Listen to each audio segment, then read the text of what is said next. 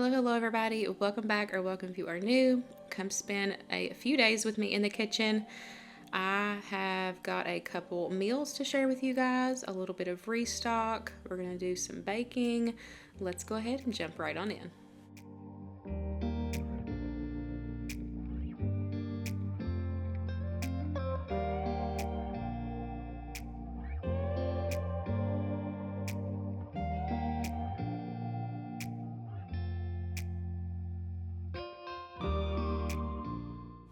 I'm going to go ahead and get started with a super quick crock pot recipe. This is perfect for a busy weeknight. Just throw it in the crock pot and have a delicious supper at the end of the evening. I have got some pork chops there. I'm just going to season those on both sides with some salt, pepper, garlic powder, onion powder, and paprika. And then I like to sear mine in the pan just a little bit, just to give it color. You're not cooking it all the way through. You're just locking in that flavor.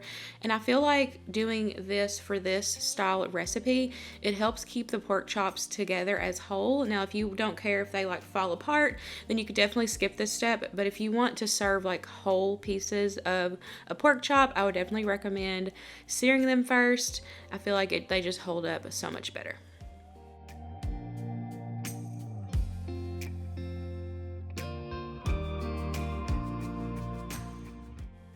I'm just going to add my pork chops to the bottom of my crock pot, and then I'm going to top it with some homemade garlic Parmesan sauce. I love this recipe. It is so easy, and I don't even buy the bottled. We used to buy the Sweet Baby Ray's garlic Parmesan sauce. I don't even buy that anymore. I just make it myself. It lasts a few days in the fridge, and so I can just incorporate it into a few meals throughout the week, and it is so easy to put together. This literally takes 5 minutes to make. It is a great prep ahead item that you can keep in your fridge and incorporate into different meals. This night I decided to add about half of that quart jar there. I'm adding it on top of my pork chops, and then we're just going to put the lid on this, and I'm going to let this cook for about 4 to 6 hours. My pork chops were thin, so it's not going to take that long to cook. You may have to cook it a little bit longer, just depending on the thickness of your pork chops.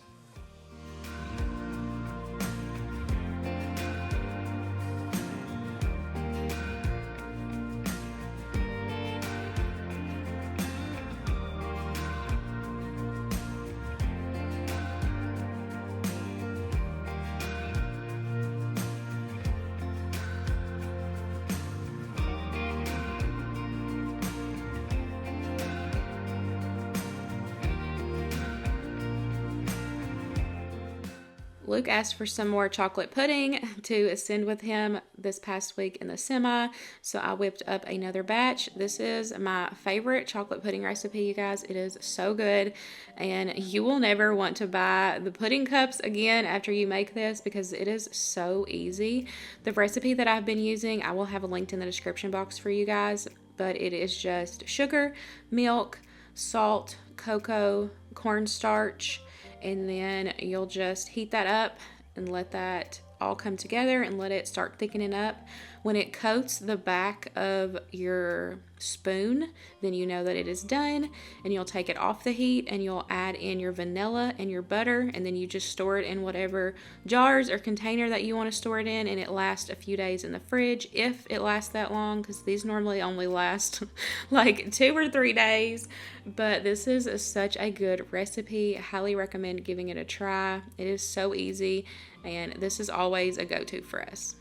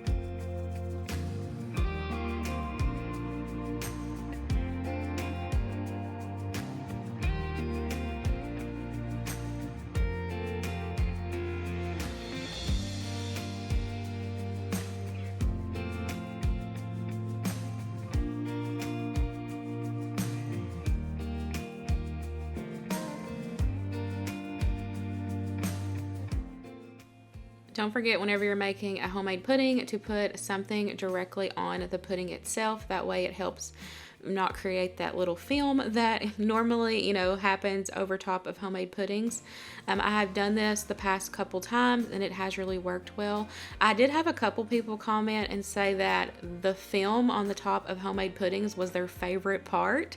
So I thought that was funny. So, if you like the film on top of pudding, then definitely don't add the parchment paper. But I just make little parchment paper rounds and I just put them on top, and it seems to work out really well.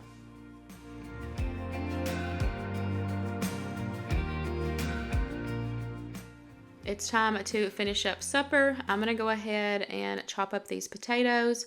Whenever I do red skin potatoes, I do like to leave some of it on, but I do peel some of it off. I'm just going to add those into my water. I did add a little bit of salt in there, and then I'm just going to boil those, until they're cooked down where I can make some mashed potatoes.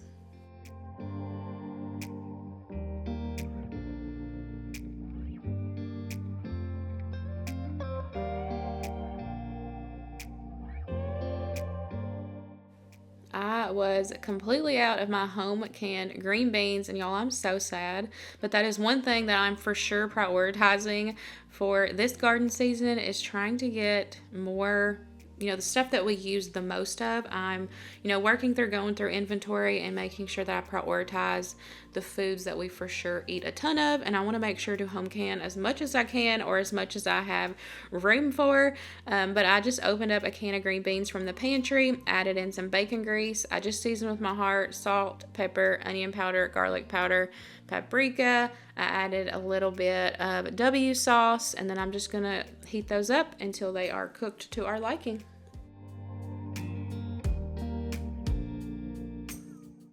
I guess I forgot to get a clip of me adding in the mushrooms, but I added about 1.5 cups to 2 cups of sliced mushrooms to this as well.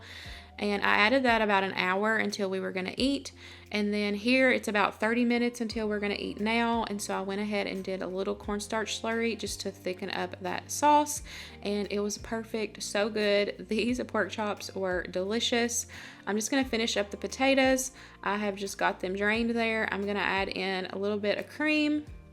And then I just add salt and pepper to taste.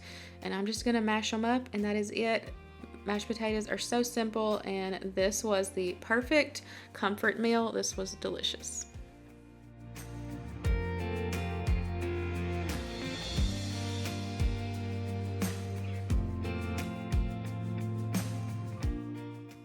I just made some garlic bread to go with this as well. This was a winner, and we will definitely be making this again.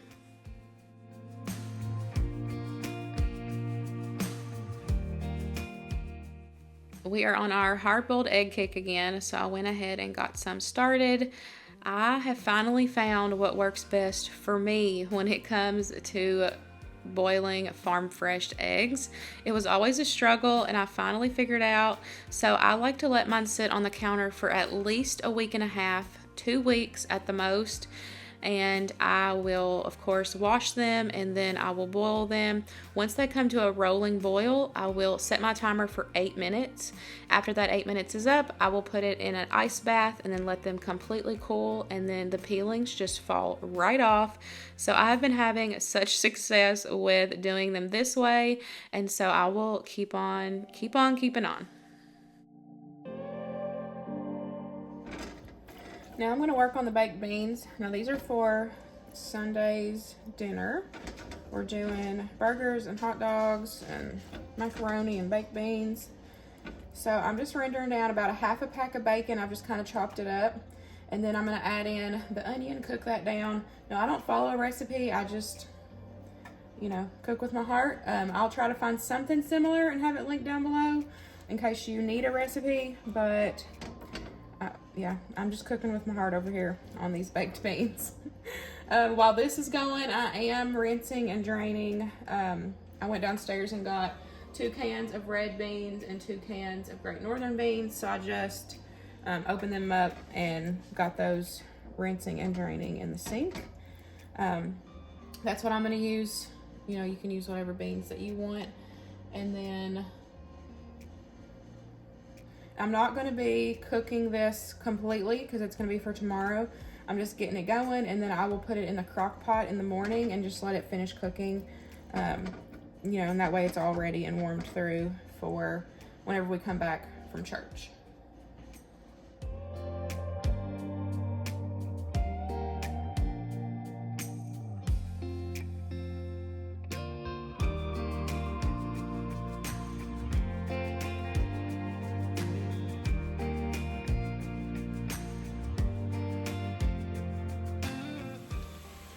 I've got it all rendered down. Now I'm leaving the bacon grease in there. You can drain it if you need to. I'm just leaving it in.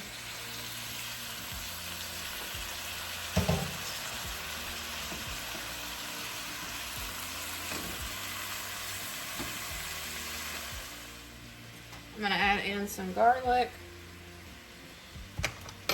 I'm not measuring nothing, y'all, so onion powder.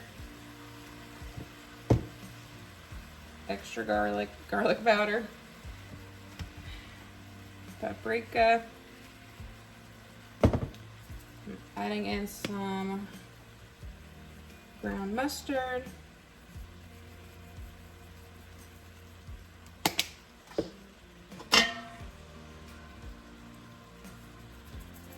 salt and pepper.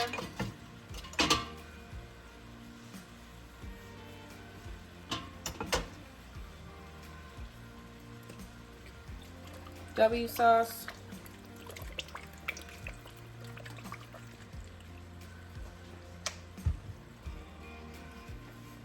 I'm gonna add in some brown sugar.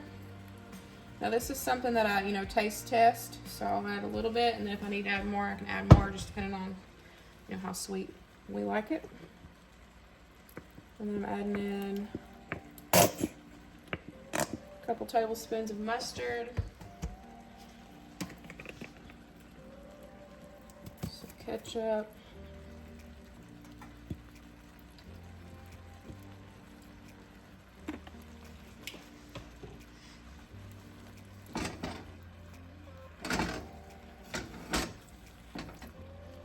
and I'll just keep adding those ingredients until I get, the taste that I'm looking for, consistency I'm looking for, and that's pretty much it.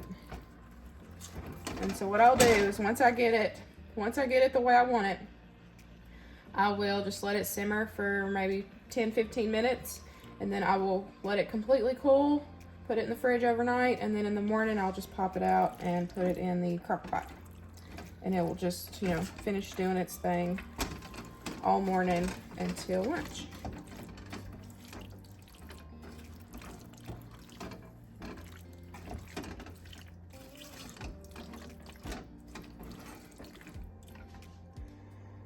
I think I got it where I want it. I did end up adding a little bit of stock in there just because it was a little thick. But I just, kept adding in the ingredients until it got to the consistency and the taste that I was looking for. So I'm just going to let this sit for probably about 10 minutes, and then I'll just let it cool and get it put in the fridge. I also made some bagels this day. I have recently shared that on my channel, so I'll make sure to have that video linked down below. We are going to end this video with a delicious Saturday morning breakfast. I love when we are all home on Saturdays. Y'all know our life is a little crazy with Luke's work schedule, and Saturday mornings when everybody is home and I can just cook and we can enjoy ourselves, I really enjoy those days. So I decided to fix a big breakfast this Saturday. I'm starting out with making my favorite biscuit recipe. It is 2 ingredients, self-rising flour and heavy cream. These are by far the best biscuits that I have ever made, and I will forever make this recipe. I will have the recipe link down below, that way y'all can get exact measurements and everything. I'm just doing a single batch here. I do need to restock these and have these ready to go in my freezer. I just haven't had time to make a big batch of them yet. So I'm just making a little batch today since we were out of our freezer ones. If you are interested in how I do this for the freezer, I will have a video linked down below so y'all can see that. But I will definitely be showing that again soon because I need to get those restocked in my freezer. So what I like to do for this recipe is I will start it in a bowl, start mixing everything together, and then once it just kind of gets incorporated, it's not, fully incorporated. Y'all can still see in a second when I dump it out on this tray. But I like to just make sure the heavy cream is, most part soaked in to the flour, and then I can dump it out on this tray and I do the rest with my hands. That way I can feel it and I know that I'm not overworking the dough. So I will just, bring it all together with my hands, form the dough. I'll press it down, fold it a couple times, and then I'll go ahead and get it pressed out and get it put onto my cast iron pan. I bake these at 375 and it takes about 20-ish minutes. Of course, it's just going to depend on what size biscuits you want, and how your oven cooks.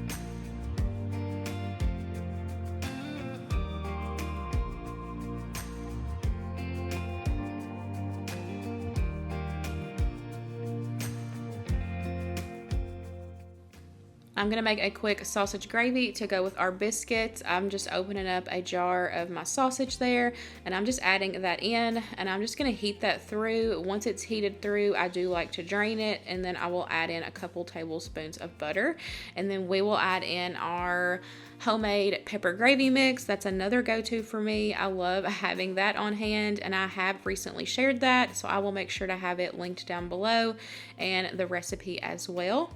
So I'm just going to heat that through, and then we'll drain it. And then I'm also going to fry up some potatoes. So I've just washed my red skin potatoes there, and I'm just going to get those sliced, and then I will add those into my cast iron pan, and I just have a little bit of butter and a little bit of avocado oil in there, and I will just season these with salt, pepper, garlic powder, onion powder, paprika. Y'all know the drill. Those are just my basic seasonings, and then I will just fry those in that cast iron pan until they are cooked to our liking. I like my fried potatoes crunchy, but Luke likes his a little bit still soft, and so I kind of like to do like the best of both. I'll leave a little bit in one spot, that way they can get nice and crunchy, and then some of them I'll keep moving, that way we both can have our fried potatoes like we like them.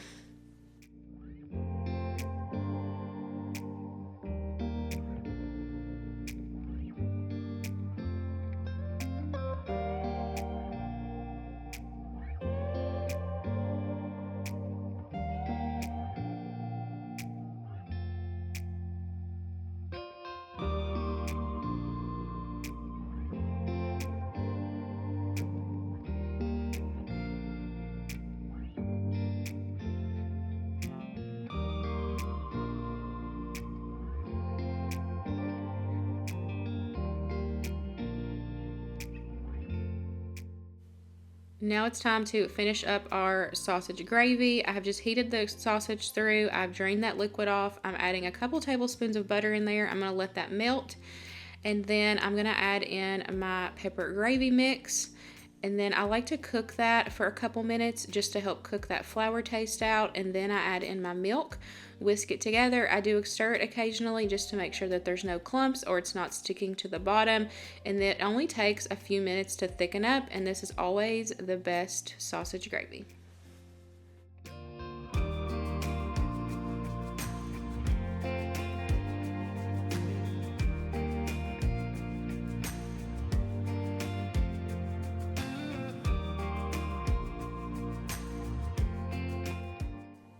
If you want to see how I canned the sausage, I will have that video linked down below as well. And then don't forget, I will have the pepper gravy mix linked for you guys. But this is it. I'm just going to let this thicken up and breakfast is done. I did also cook some bacon. I just cooked that in the oven. I just cooked that at like 350, 325, and I do try to flip it halfway. But like if I'm needing to cook bacon and not take up stovetop space, I definitely do it in the oven because you can do it all at once and it is a huge game changer. To finish off our breakfast, I'm just going to cook up some eggs, and that is it. Such a simple and delicious Saturday morning breakfast.